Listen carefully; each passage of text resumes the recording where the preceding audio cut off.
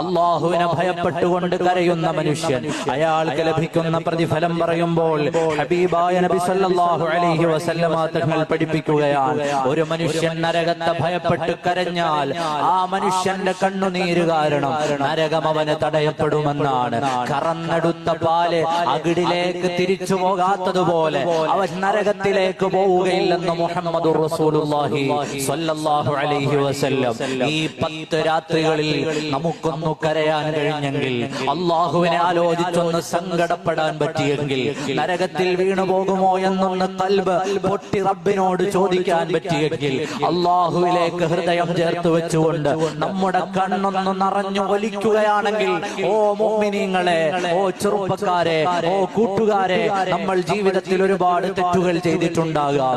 അള്ളാഹുവിന്റെ മുമ്പിൽ ഇരുന്ന് കരയുന്ന ഒരു മനുഷ്യൻ, അവന് കിട്ടുന്ന പ്രതിഫലം കറന്നെടുത്ത പാല് അകിടിലേക്ക് തിരിച്ചു കയറാത്തതുപോലെ അവൻ നരകത്തിലെത്തുകയില്ല എന്നുള്ളതാണ്. അള്ളാഹു അതിന് നമുക്ക് ഭാഗ്യം ചെയ്യുമാറാകട്ടെ.